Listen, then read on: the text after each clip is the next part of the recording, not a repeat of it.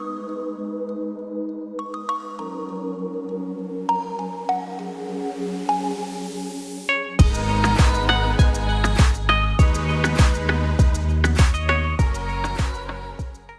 mes belles lumières, c'est Christine L'Amour en Soi, j'espère que vous allez bien. On continue la présentation de ma collection, on en est au volet 6, si je ne me trompe pas.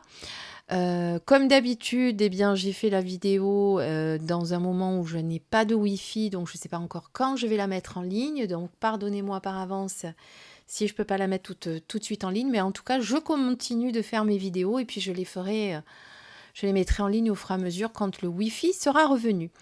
Alors, je vais vous présenter plusieurs coffrets. Donc, il y a des tarots, il y a des oracles. On va les découvrir ensemble. Alors, je m'excuse par avance si, comme m'ont dit certaines abonnées, je m'excuse par avance si jamais votre banquier vous engueule, je vous autorise à lui donner mes coordonnées en lui disant que c'est moi celle qui vous incite à acheter des jeux. Voilà, si jamais vous avez un souci avec votre banquier, n'hésitez pas à me l'envoyer. Non, je plaisante, mais bon, voilà, je suis désolée si jamais je vous incite à acheter des jeux. Je peux comprendre parce que moi aussi, au début j'ai commencé, c'est justement en regardant les vidéos des autres filles que j'ai commencé à acheter des jeux. Alors, pendant que je parle, mais je vous montre pas ce que j'ouvre. Alors, il s'agit de l'oracle des miroirs, tout le monde le connaît. Et moi, je l'ai dans sa version coffret réédité aux éditions Trajectoire. Donc, le voici. Donc, vous ouvrez la boîte. Vous avez un magnifique livret tout en noir et blanc qui est très bien expliqué avec les mots-clés, la signification divinatoire, les astuces et la signification symbolique pour toutes les cartes. Alors, c'est un jeu qui est assez facile, mais il y a des gens qui n'accrochent pas avec ce jeu. Ça, c'est chacun... Voilà, chacun ses goûts, hein. C'est bien pour ça qu'il existe pas mal d'oracles et de tarots, c'est pour qu'il y en ait pour tous les goûts. Donc voilà, donc vous avez des cartes qui sont comme ceci, donc elles sont assez faciles par rapport à l'illustration. Vous voyez, culpabilité, hérédité, voilà. Mais comme je vous dis, il faut aimer ce genre d'illustration. Bon, évidemment, elles sont toutes à l'envers. Voilà, ça c'est quand on les utilise après en les mélangeant. Donc vous voyez. Voilà, alors il est très parlant, mais il faut juste l'aimer, il faut juste aimer les illustrations et s'y habituer, je dirais. D'accord ? Voilà, donc je ne vais pas tout vous le montrer parce qu'on n'est pas sur une review, sinon on y passerait trop de temps sur chaque jeu. Donc voilà, ça c'est aux éditions Trajectoire. Vous avez peut-être l'ancienne et première édition hein, dans sa petite boîte en carton léger. Si c'est le cas, il n'a pas changé, hein, comme vous pouvez le voir. C'est toujours le même. Alors je vais mettre au fur et à mesure les boîtes là, parce que je ne sais plus où me les mettre. Ici toujours, alors non, c'est plus Trajectoire, mais c'est Granger. Donc chez Grancher, parce qu'à chaque fois je dis Granger, pardonnez-moi, mais en fait c'est Grancher. Vous avez le jeu de votre destin d'Esmeralda Bernard. Donc, Grancher et Trajectoire font partie du même groupe Picto, pour la petite histoire. C'est pour ça que j'ai dit encore, et c'est pour ça que les coffrets se ressemblent un petit peu. Donc, vous allez, quand vous ouvrez la boîte, prendre ce gros livret, très très gros, avec beaucoup d'explications, comme vous pouvez le voir. Ici, vous avez les cartes qui sont très particulières parce qu'en fonction de leur place, vous allez utiliser... Oh, attendez. Voilà, pour les sortir, c'est mieux. J'aime beaucoup le dos. Très, très beau dos.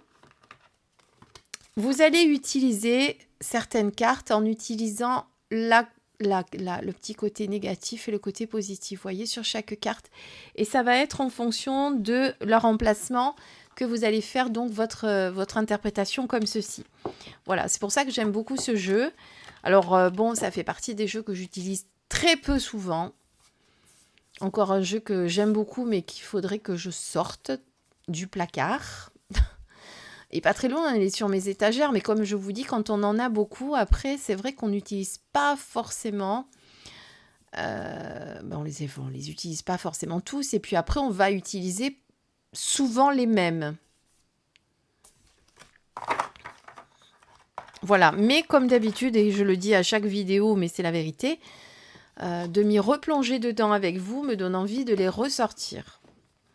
Voilà. Ensuite, vous avez le coffret de Ceccoli Oracle, qui est donc de Nicoletta Ceccoli. Je vous l'ai présenté dans le dernier vlog volet 5 où je vous ai montré le tarot.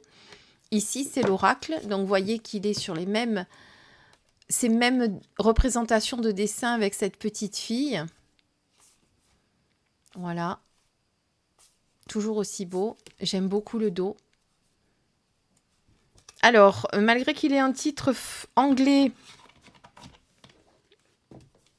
vous avez plusieurs langues, dont le français, qui se trouve où? Là, voilà.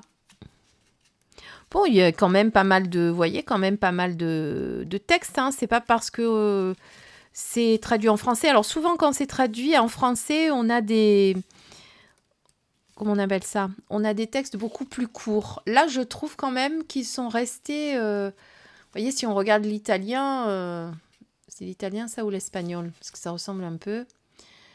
Non, c'est là l'italien. Vous voyez, c'est pareil. Hein, on a les mêmes. On a les mêmes paragraphes, à peu près la même longueur. Voilà. Donc ça, je ne sais pas ce que c'est comme langue. On est sur du... Comment on appelle? Plutôt pays de l'Est. Ça, c'est de l'allemand. Donc voilà, un très très bel oracle que j'aime beaucoup. Donc on le voit là, vous voyez, vous avez toutes les langues, l'anglais, l'anglais américain, italien, espagnol, français, allemand. Et ça, je ne sais plus ce que c'est comme drapeau, vous m'en voudrez pas. Hein. Voilà. Ensuite, qu'est-ce qu'on a? On a le tarot du bon karma de Kerry Ward. Magnifique tarot aussi que j'aime bien, avec des illustrations un petit peu plus naïves qui vous permettent voilà, d'avoir un tarot un petit peu différent, très coloré. Un très beau livre tout en couleur, très très bien expliqué. Voyez. Mais c'est vrai que j'avoue, au début, pareil, je faisais beaucoup de tirages avec, et puis un peu moins ces derniers temps. Alors, je suis un peu moins fan du dos, on va dire. Mais par contre, j'aime bien les illustrations.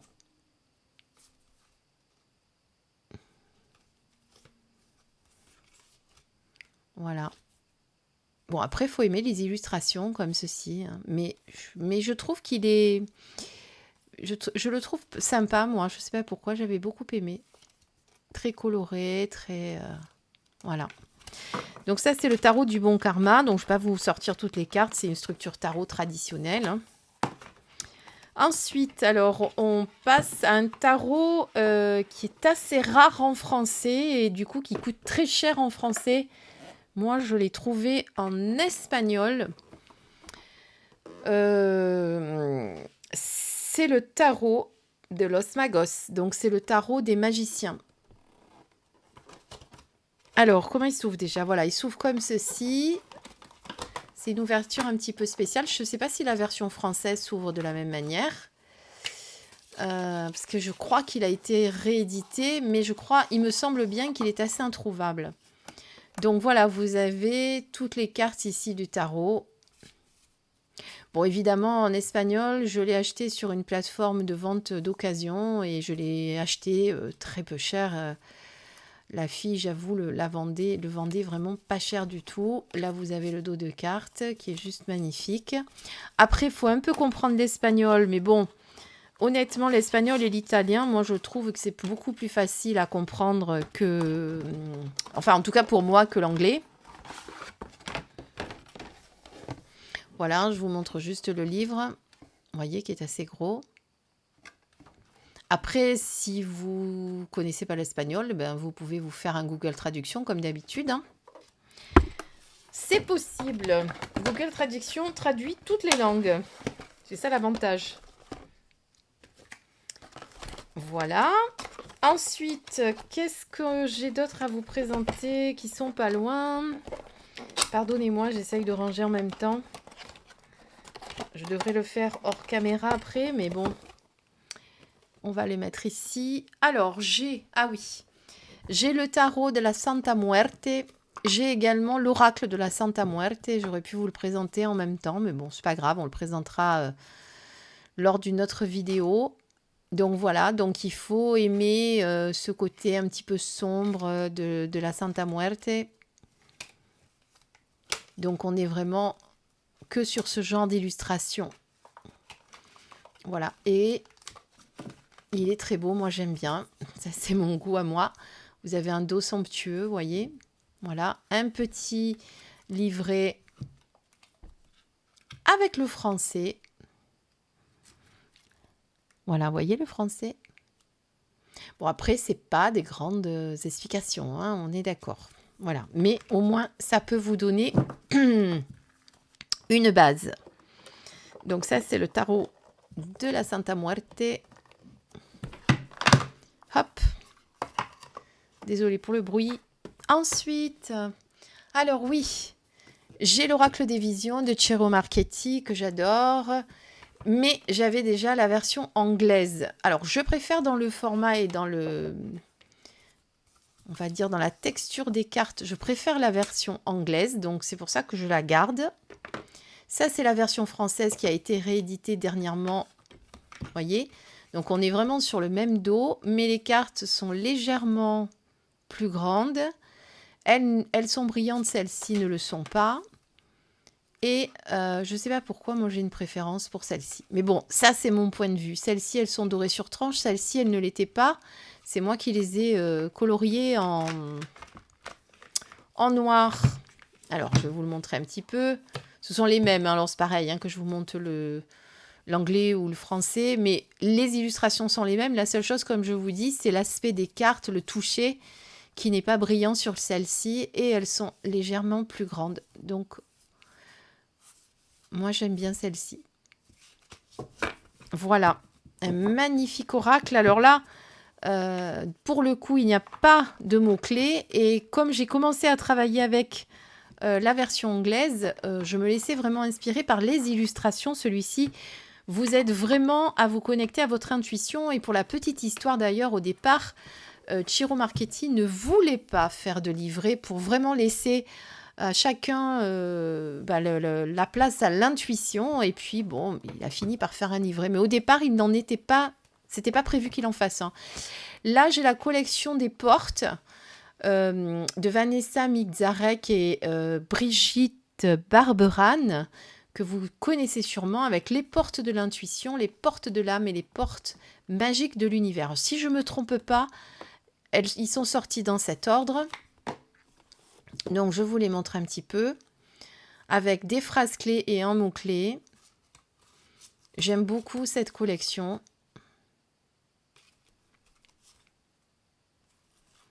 Voilà, à un moment donné, je vous faisais pas mal de guidance sur ma chaîne avec celui-ci. C'est vrai que je n'en ai plus fait. Les portes de l'intuition, non, les portes de l'âme vous permettent de travailler différemment. Alors, c'est marrant parce que celui-ci, je l'avais, je m'en suis séparée et du coup, je l'ai racheté. Je vous dis que des fois, je fais des choses un peu bizarres, il ne faut pas faire attention. Oui, parce que vous allez travailler avec celui-ci sur vos parties ombre, sur vos parties... sur votre ego lumière, sur votre ego ombre, et ensuite vous avez ce qu'on appelle des cartes ressources ou des cartes aides qui vont vous aider à travailler. Donc c'est pour ça que je l'aime beaucoup, c'est pour ça que du coup je m'en étais séparée, je ne sais pas pourquoi, et après je l'ai regretté, donc bien je l'ai racheté. Voilà.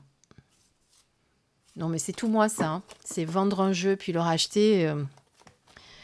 ça m'est déjà arrivé plusieurs fois. Hein. Et oui, parce que à un moment donné, on se dit, bon, je ne l'utilise pas, autant qu'il serve à une deuxième main. Moi, ce que j'aime bien, c'est ça, c'est voilà qui serve à quelqu'un qui va pouvoir l'utiliser. Et puis, tout compte fait, après, je le regrette. Et là, vous avez les portes de l'univers, qui pour moi est le dernier qu'elles ont sorti. Avec ici, pareil, vous voyez, un peu la même structure que le premier, les portes de l'intuition, avec... une phrase clé, on va dire, et enfin des mots-clés, et la phrase qui va avec, une affirmation ou une confirmation de ce qu'on vous dit plus haut. Voilà, les pensées créatives, vos pensées ont un impact inouï sur votre réalité, accueillir cette puissance est votre bénédiction. Bon, bah ça, c'est encore un message qu'on vous fait passer, que je n'arrête pas de vous dire que vos pensées, vos actions et vos paroles créent votre réalité. J'en ai parlé d'ailleurs dans la guidance que je vous ai faite, la dernière guidance. Si vous n'êtes pas encore allé la voir, je vous invite à aller la voir. Je vous mettrai le lien ici. Je vous ai fait une guidance sur l'autre chaîne, justement, où on travaille ensemble sur votre enfant intérieur pour guérir votre enfant intérieur blessé. Et cette guidance, pour ceux qui l'ont regardée, tout le monde l'a trouvée très, très instructive et elle vous aide vraiment. On passe au chemin de Qumran. Je vais y arriver, hein. Christine, qu'est-ce que tu fais ? Donc, celui-ci, c'est vraiment pour travailler en profondeur sur une problématique. Alors lui, il est très, très, très pertinent. C'est-à-dire que vous allez tirer une carte de chaque. Vous voyez, vous avez les cartes obstacles, les cartes... Je vous les montre. La carte question, la carte obstacle et la ressource. Et donc, vous comprenez à ce moment-là quel est le problème. C'est vraiment impressionnant. Je vous avais fait une guidance avec, d'ailleurs. Pardonnez-moi, mais quand elles sont enfoncées comme ça, il faudrait que je retourne tout. Mais j'ai pas envie de tout retourner pour pas que tout vienne. Hop là, on va y arriver. Donc là, c'est la question. Quand vous vous posez une question, eh bien, d'abord, vous allez tirer une question. Aussi bizarre que ça puisse paraître, vous voyez, ça vous fait un petit peu penser au vlog que j'ai fait précédemment quand je vous ai parlé de l'arbre de la connaissance. C'est la question cachée derrière la question. Donc là, vous allez poser une question à cet oracle et lui, pour répondre, il va vous poser une question. Voilà. Et ensuite, vous allez tirer donc la carte ici, obstacle. Quel est l'obstacle ? Et ensuite, la carte ressources. Eh bien, je peux vous dire que pour l'avoir testé, il est impressionnant de réponses. Hein. Chapeau au créateur, à la créatrice. Parce qu'il me semble que c'est une femme. Oui, c'est 2 femmes. Vraiment très, très bel oracle. D'ailleurs, je l'avais vu, je ne sais plus sur quelle chaîne. Et j'avais adoré. Je me suis dit, il me le faut. Voilà, pour travailler sur soi, c'est parfait. Après, vous pouvez faire un tirage à quelqu'un, hein, si vous le souhaitez. Hein, c'est pas interdit, mais au moins, vous savez que c'est pour vraiment travailler sur soi. Excusez-moi, mais voilà, j'ai tout envoyé en l'air encore avec ma caméra, comme d'habitude. Mais c'est pas facile, comme je l'ai au milieu des bras. Il va falloir un jour que je trouve un autre système que ça. Ici, vous avez le tarot des belles créatures. Voilà. Avec l'illustratrice que vous connaissez, comment elle s'appelle déjà, Jasmine Beckett Griffith, qui a fait beaucoup de livres de Lucy Cavendish, où vous avez l'habitude de voir ces jeunes filles ici. Voilà, là on est sur le tarot des belles créatures, avec un livret tout en couleur. Et les cartes sont ici. Elles sont sublimes, avec en plus, regardez, bon, j'en ai pas pris beaucoup, mais vous le voyez, une tranche mauve.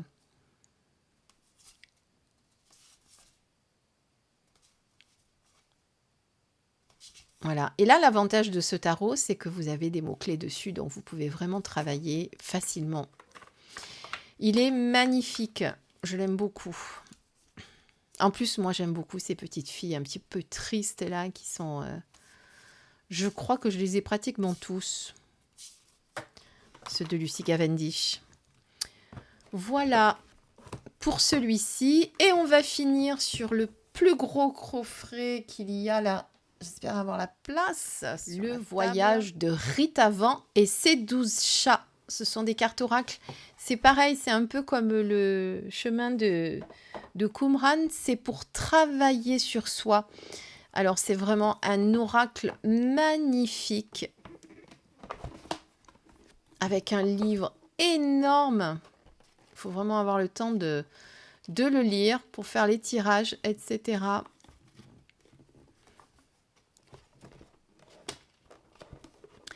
Et les cartes sont ici. Et là, voilà, c'est vraiment un voyage qu'on vous faites avec ces cartes. Hein. Vous allez vraiment travailler en profondeur. Il est vraiment magnifique. Les illustrations sont magnifiques. Regardez. Rita Avant, l'enfant bleu.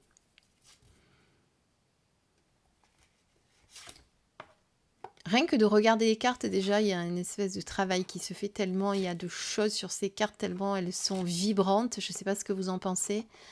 Voilà, mais tout ça, voilà, c'est quelque chose qu'il faut faire. Il faut travailler en profondeur, il faut prendre le temps de lire, il faut... C'est vraiment très très bien fait sinon.